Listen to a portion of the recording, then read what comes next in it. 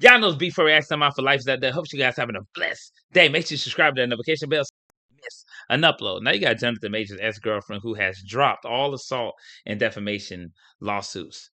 Now the sad thing about it is the stigma remains. The stench won't ever go away that is attached to Jonathan Majors when it comes down to his DV case with her. Now, he has lost a plethora of opportunities when it comes down to Marvel. If you think about with Kane the Conqueror and all the money he could have generated by playing that role, is no longer. And I'm not sure if Marvel's ever going to, think about or reconsider hiring him again, which they did with Robert Downey Jr. with his history of just criminal activity. I'm gonna put it like that. But let's get right into the video. Time now for your morning rush. And this morning, the ex-girlfriend of actor Jonathan Majors has dropped her assault and defamation lawsuit. A jury convicted the Marvel star and Duncanville High School graduate on domestic violence charges. The weirdest thing to me, I just want to point this out. Duncanville High School graduate. They act like this man didn't graduate college. To Yale. That is an Ivy League school. Yale. Why the heck is you bringing up his high school? This is what I'm trying to say. The propaganda that be attached to a lot of these news networks is just by far ridiculous. Grace Jabari, whatever her name is, she can go on with her life. She doesn't have any repercussions to her actions. And this is just ridiculous. The noise is not as loud as when it was first presented, when everybody believed that Jonathan Majors was this creature, this predator. But now, since everything's been thrown out, this woman can never bring up this case again. The damage already done. I bet you don't hear the same amount of individuals that was voicing their opinion when they felt like he was dead ass wrong. But what about now? I want to relate this case. And this is not to say that a person like CJ So Cool is innocent, but just imagine if something turns out the opposite way.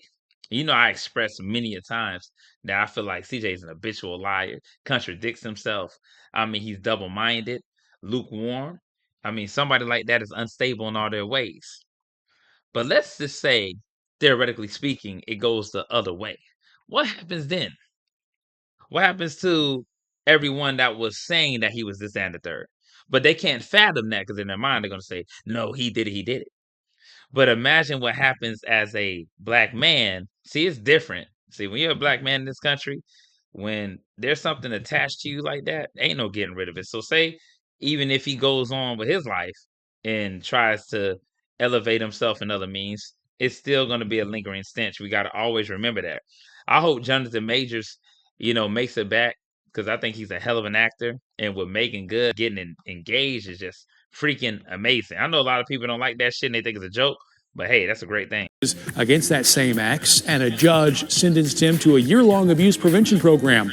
Now, his ex filed those charges back in March and said Majors defamed her after that guilty verdict by claiming that he'd never hit a woman. Like I said before, in this instance, it's just wild to me. I mean, it's really wild because it's not going to be as big as everything else. Lawsuit dropped, defamation. So, and I like Tyrone Magnus. He always drops some real stuff.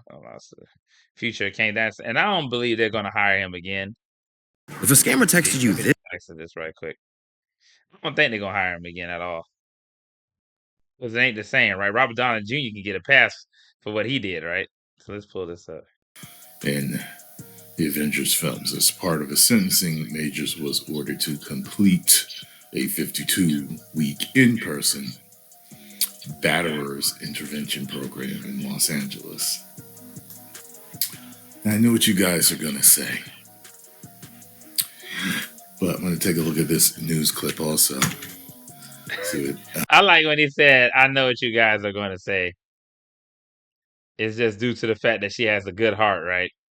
Let me move on to something else I wanted to touch on with Tia Mowry that I felt like is just wild. Like I said before, People can create a narrative about you and people will run with it, especially in this day and age, because it's not about thinking first. It's reacting first and thinking later to these people. It's kind of like when the Bible says, be fruitful, then multiply. Nah, these motherfuckers want to multiply first and then try to be fruitful when the situation's already chaotic. And we got to just think about it like that. It's really weird. We live in a odd day and age, right?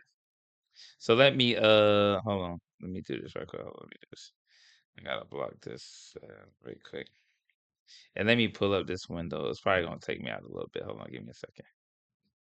I want to pull up. Here we go. Let me pull this up. Pull me. All right, there I go. Now, I wanted to bring this to the forefront because I feel like Tia Mowry's relationship with her cousin is extremely inappropriate and weird. And a lot of people out here have these type of relationships. And I don't care. I know people gonna say he's part of the LGBT community, right? That doesn't change the fact he's still a man. And it still don't change the fact that your kids are probably gonna watch this and it's still on her Instagram all in the open. And this ain't the first time she displayed this type of behavior. And look how people act nowadays. I think he's a, and I love it. Look how they act. People are so twisted and delusional these days. They think this is actually okay. This is why God is imperative. Look at this. I ain't gonna play the music, but look what she does. Watch this. Watch what she does when she twerks. Watch this here. Look at this. That is disgusting. Even he says it's gross.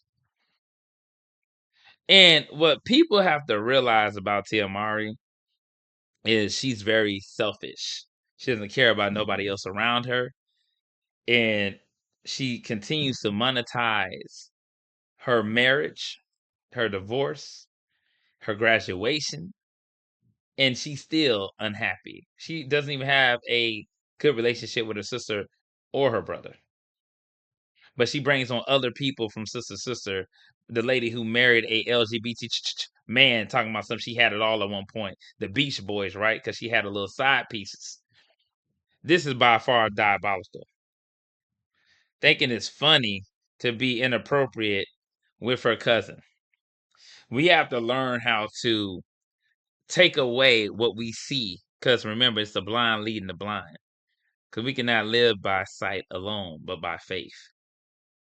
People have to start really enduring sound doctrine because right now people are straying away from it. And it's unhealthy as hell. But let me know what you guys think about in the comments. And I'm up out of there. Do you believe that Corey Hardrick should monetize his pain, create a channel? Actually, who knows? Let's make it Corey Hardrick finds love. Secondly, let's do Jonathan Majors. Should Marvel reconsider hiring him? I believe so. I think damn well they should. And when it comes down to a person like Steve So Cool, who I believe is just ridiculous on so many levels, but for all intents and purposes, theoretically speaking, if it turns out to be the other way, because I know people can't fathom it, what would be your thought process? And I'm up. Got it.